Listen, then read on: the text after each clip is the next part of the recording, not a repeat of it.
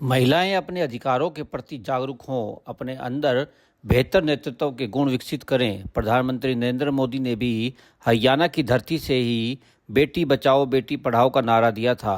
अब महिलाएं आगे बढ़ें, इसके लिए संसद में भी 33% का आरक्षण होना लगभग तय है। महिलाएं आगे बढ़ें, इसी उद्देश्य से भिवानी के CBLU यूनिवर्सिटी में महिला छात्र संसद कार्यक्रम का आयोजन किया गया, जिसमें विकसित भारत 2047 में नारी की भूमिका विषय पर चर्चा की गई। बिल पर पक्ष और विपक्ष ने जमकर चर्चा भी की। भिवानी से दीपक मुटरेजा की रिपोर्ट।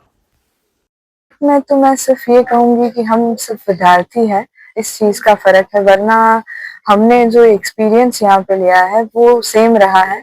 हम गवर्नमेंट हो या ओपोजिशन, हमें जो पॉइंट्स मिलते हैं जिन पे हम चर्चा करते हैं, हम अपने विचार विमर्श करते हैं, वो सेम है।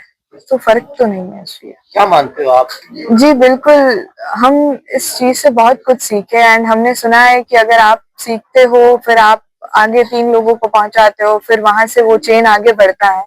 तो अगर आज हम यहाँ पे कोई मुद्दे पे बात कर रहे हैं, किसी बात पे चर्चा कर रहे हैं, तो हमें पता है कि आगे जाके हम इस चीज को इम्प्लीमेंट कर सकते हैं और आगे लोगों तक पहुंचा सकते हैं। पार्लियामेंट सबको जी, मैं ये समझती हूँ कि जब आप इतनी बड़ी जनसंख्या के बारे में, उनके विकास के बारे में सोचते हो, तो ये मुश्किल तो हो जाता है, क्योंकि आपका एक डिसीजन हर पूरे देश को इफेक्ट करता है।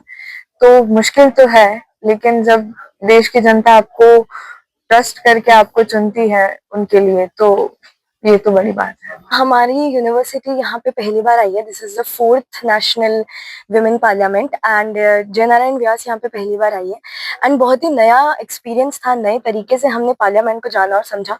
आज तक हमने सिर्फ टीवी में देखा है कि एक पार्लियामेंट कैसे होता है, बिल कैसे प्रेजेंट किया जाता है। आज पहली बार जब हम खुद स्टेज पे थे, जहाँ पे हमें बिल प्रेजेंट करने का मौका मिला, अपने विचार रखने का मौका मिला और देखने को मिला कि कैसे हम अपोज कर सकते हैं जो हमें नहीं पसंद, जो हमें पसंद है उसे कैसे रख सकते हैं, कैसे नई चीजें ला सकते हैं, बिल्कुल एक ऐसे टॉपिक पे जो हम जानते जरूर थे पर कभी उसका पार्ट बनने का मौका नहीं मिला। आज पहली बार विकसित भारत हमारा इस साल का टॉपिक है। हम भी भारत में रहते हैं, भारत का यूथ है और हम बहुत अच्छे से जानते हैं कि हमारी आवाज ही आगे जाएगी। तो जब हम यहाँ पर सीख के जा रहे हैं कि हाँ, हमारी आवाजों से कुछ हो सकता है, हम कुछ कहते हैं तो वो कुछ बड़ी चीज बन सकती है, तो आज हमें फाइनली ये समझने का मौका मिला कि हम हमारे क्षेत्र में भी जो यहाँ से सीख के जा रहे हैं वही वहां ले जाकर और अपनी आवाज को और बुलंद करके आएंगे।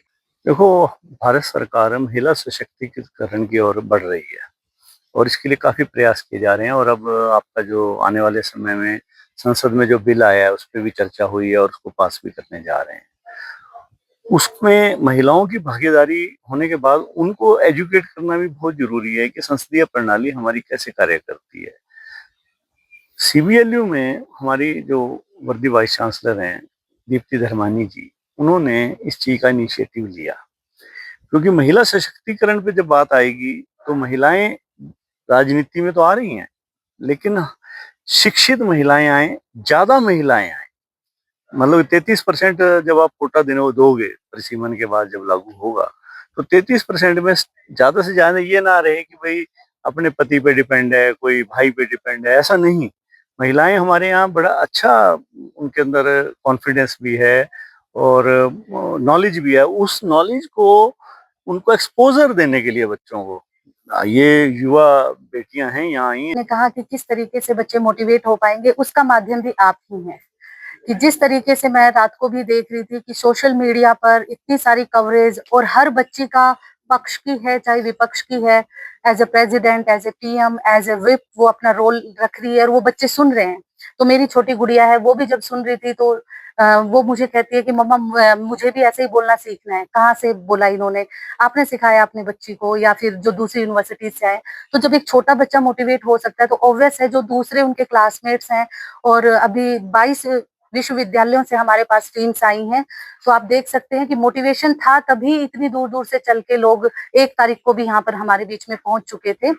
और दूसरी चीज, मोटिवेशन के अलावा पर्सनालिटी डेवलपमेंट का सबसे अच्छा पार्ट है जो हमारी कम्युनिकेशन स्किल्स को बेटर बनाता है, और जो स्टेज फोबिया, स्टेज एंजाइटी बच्चों में होती है उसको भी दूर करने में ये हेल्पफुल है।